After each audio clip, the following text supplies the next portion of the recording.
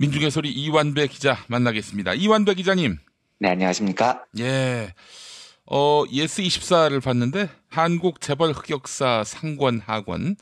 상권이 10위, 하권이 11위. 전체 순위에서. 야. 네, 그거보다도 더 중요한 뉴스는 김용민 PD님께서 햄을 잘못 드셔가지고 하루 종일 복통해서 고생하셨다는 그 뉴스 아닌가요? 되게 많은 분들이 걱정하시던데요. 네. 아니, 예전에 그 기억하시죠? 우리 이완배 기자님하고도 같이 작업했던 것 같은데 조국 현상을 말하다. 이게 그 전체 10위까지 찍은 기억이 납니다. 저는 햄 이야기 계속 하고 싶은데요, 복통. 김용민 PD님의 건강이 진짜 많은 분들이 걱정하시듯이 몸이 혼자 몸이 아니니까 잘 건강 유지하시고 그래 주셨으면 좋겠습니다. 예, 감사합니다. 그제 이명박 씨가 이제 소환됐을 때, 저는 예상치도 못했는데, 인터넷 곳곳에서 낙검수를 막 찬양을 하는데, 주로 이제 김어준, 주진우만 찬양을 해가지고, 당연한 거예요. 그거는 진짜 그분들이 없었다면 낙검수는 불가능한 건데, 근데 그런 와중에 제가 복통에 걸렸다. 이걸 또 대외적으로 얘기하기가 참 민망하더라고. 내가 배가 아파가지고. 우선 일단 주진우 기자는 제가 알고요. 김어준이라는 분은 무슨 분이시죠? 아이고 세상에. 죄송합니다. 제가 사전 설명을 잘 못했네요. 예, 그런 사람이 있어요. 예, 예, 농담이었습니다. 예. 자, 오늘 이완배 기자님하고 이제 이야기 나누기 전에 한국 재벌 흑역사 상권 하권이 이렇게 많은 사랑을 받게 돼가지고 그것도 또 상하권이 같이 동반 베스트셀러가 됐다는 점에서 한 번에 2권을 사시는 분들이 많다는 얘기 아니겠습니까? 네, 정말 감사할 따름입니다. 저희 조직 구성원들이 정말로 진심을 다해서 감사드리고 있습니다. 청취자 여러분들께요. 진심으로 감사드린다는 말씀을 꼭 전해드리고 싶습니다. 예. 하지만 아직도 안 산 사람들이 있어요. 인간인지 다시 묻고 싶습니다. 그리고 존재의 의미도 묻고 싶습니다. 네. 햄 이야기 다시 할까요? 아니. 바로 가시죠. 예. 근데 햄 이야기 오늘 상관이 조금 있습니다. 예, 제가 그래요? 일부러 그런 건 전혀 아니었는데요. 예. 오늘은 이명박 소환 등으로 좀 시끄러웠던 한 주를 마무리하면서 그런 소식에서 한 발 떨어져서 따뜻하기도 하고 생각해봐야 할 문제도 많은 식량, 굶주림 이런 주제로 브리핑을 드려보려고 해요. 예. 저 자신도 너무 몇 주 동안의 시사에 지쳐서 오랜만에 좀 이렇게 동떨어진 주제를 한번 다뤄보고 싶었습니다. 제가 이 주제를 한 보름 전부터 해보고 싶었는데 이 주제가 생각이 난 이유는 2월 28일 뉴스였습니다. 거의 관심을 못 끌었던 뉴스였지만 저는 이 뉴스가 참 좋더라고요. 예. 뉴스 내용은 한국 정부가 시리아, 예멘 등등 굶주림에 시달리고 있는 나라들을 원조하기 위해서 세계 식량 계획 WFP라고 하죠. 예. 여기 4,250만 달러, 우리 돈으로 460억 원을 공여한다. 이런 보도였습니다. 김영록 농림축산식품부 장관이 지난달 28일에 이탈리아 로마에 세계 식량 계획 본부를 방문을 했고요. 이 돈을 내기로 약속을 했다는 거죠. 이 금액은 지금까지 한국 정부가 세계 식량 계획에 지원한 금액 중에 제일 큰 겁니다. 그리고 이 돈 외에도요. 국산 쌀 5만 톤을 기아로 고통받는 개발도상국에 지원을 하기로 했습니다. 저는 매우 잘한 결정이라고 생각을 합니다. 사실 이 공동체의 복원이라는 건 공간이 넓어질수록 어려워집니다. 예를 들어서 마을 공동체 같이 좁은 지역에서는 이웃을 돕고 살자 이게 되게 쉽게 먹혀요. 예. 근데 이 지역이 마을이 아니고 도 차원으로 넓어지면 잘 안 됩니다. 얼굴 본 적도 없는 사람들이니까요. 심지어 이게 국가 차원으로 넘어가면 굉장히 외면을 받는 경우가 많습니다. 그래서 많은 나라들이 원조를 해도 순수한 마음으로 가난을 돕는 차원 이게 아니고요.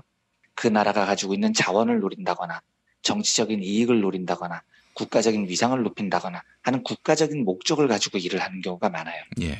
근데 제가 그 보답하는 마음의 중요성에 대해서 지난주에 한번 말씀드렸는데 이 보답하는 마음은 자본주의라는 시스템이 존재하기 훨씬 전부터 인간의 경제 시스템을 지배했던 소중한 마음입니다. 그러니까 더 나은 경제 시스템을 위해서는 이게 반드시 필요하다는 거죠. 우리나라는 1984년까지 WFP로부터 자원을 받았던 나라입니다. 그러니까 1억 450만 달러 정도를 받았다고요. 1,000조 원이 넘는 돈을 지원을 받았습니다. 그러면 이제는 보답하는 마음으로 당연히 돌려줘야 될 때가 된 거죠. 제가 아이젠슈타인의 선물 경제학을 설명드리면서 말했듯이 이런 식으로 마음을 담아서 선물을 하는 게 받은 사람한테 돌려주는 게 아니고요. 가장 가난하고 고통스러운 사람에게 선물이 돌아가는 겁니다. 선물을 받았으면 돌려주는데 제일 빈손이고 제일 가난한 사람들에게 그 선물을 나눠주는 거죠. 제가 이 뉴스를 보면서 제일 먼저 말씀드리고 싶은 건 시장 경제가 가장 효율적으로 자원을 배분한다라는 경제학 교과서에 나와 있는 말이 얼마나 개떡 같은 헛소리인지를 말씀드리고 싶은 겁니다. 제가 가끔 다운받아서 보는 미국 TV 프로그램 중에 The Biggest Loser라는 프로그램이 있습니다. 여기서 이제 루저는 실패한 사람이라는 뜻이 아니고요. 영어로 살이 찐다는 말을 gain weight라고 하고요. 살을 뺀다는 말을 lose weight라고 하는데 여기서 loser는 말 그대로 살을 뺀 사람이라는 뜻입니다. 그래서 The Biggest Loser라는 프로그램은 이 미국의 엄청나게 뚱뚱한 비만 시청자들을 캠프로 모아요. 그래서 다이어트를 시키는 겁니다. 그리고 6개월 뒤에 살을 제일 많이 뺀 사람을 최종 우승자로 정하죠. 그래서 우승 상금이 25만 달러입니다.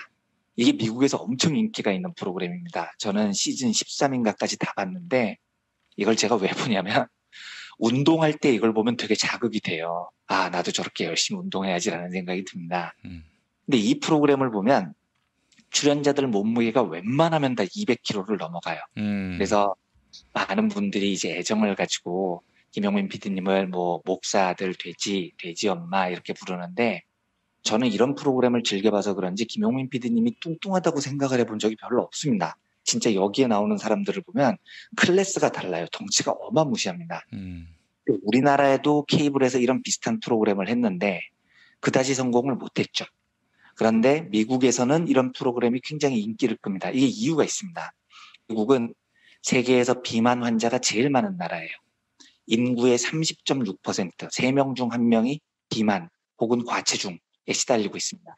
2위 국가가 멕시코인데 멕시코 비만율이 24.2% 정도죠. 그러니까 미국이 이 분야에서는 아주 압도적인 1위 국가인 겁니다.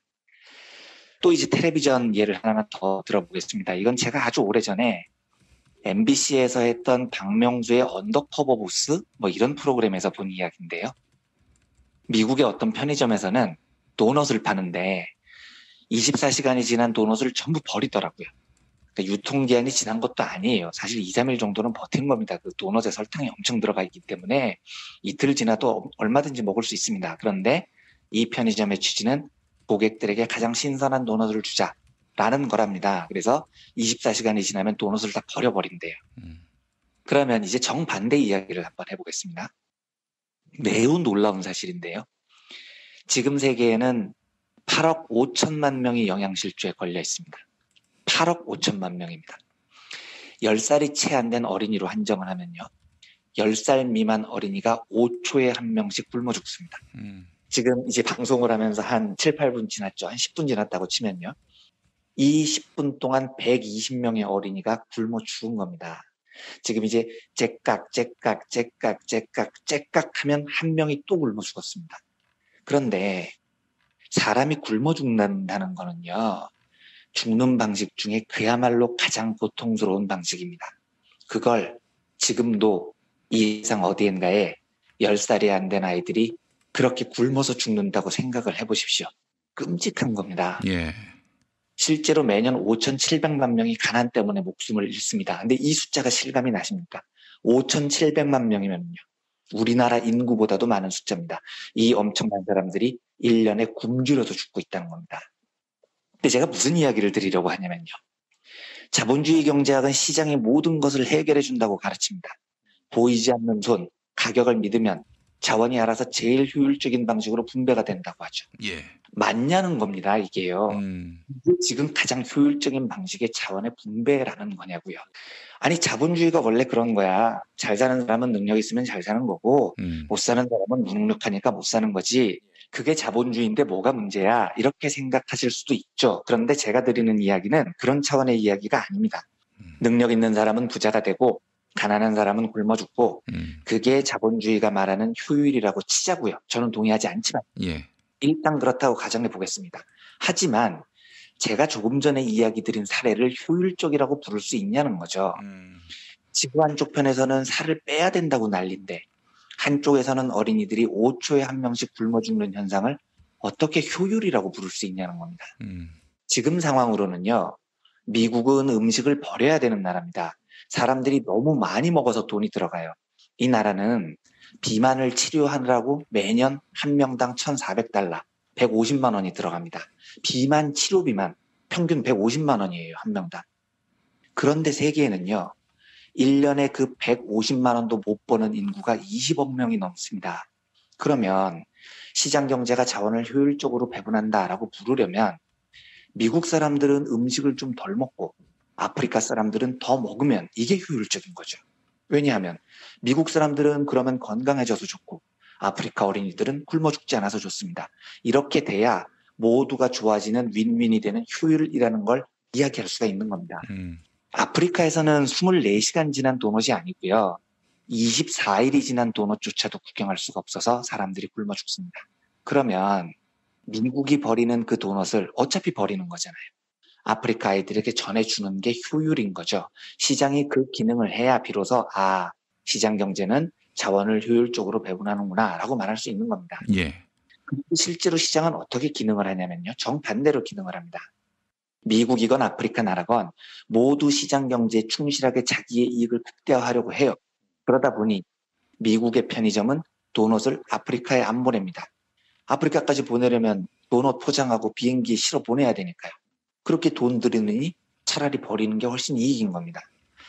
아프리카 국가들은요, 우리 땅 넓습니다. 농작물 키우면은 사람들 잘 굶어 죽지 않아요.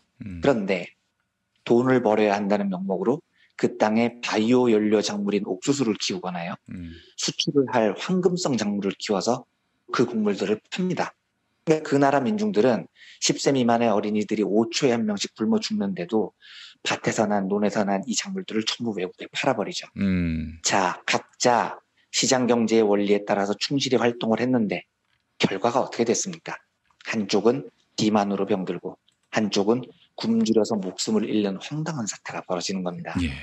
그래서 저는 이 모습을 보고 단언컨대 시장 경제는 자원을 효율적으로 분배하지 않는다고 믿습니다. 매년 5,700만 명이 가난으로 죽는 세상을 어떻게 효율적이라고 말을 할 수가 있겠냐고요. 5초에 한 명씩 어린이들이 굶주려 죽는 세상을 어떻게 효율적이라고 말할 수 있겠냐고요. 여기서부터 근본적인 의문이 드는 거죠. 프란시스 무얼 앞에 조지프 콜린스, 피터 로셋 등등 세계적인 식량학자들이 공동으로 집필을 한 책 중에 굶주리는 세계, 식량에 관한 12가지 신화라는 책이 있습니다.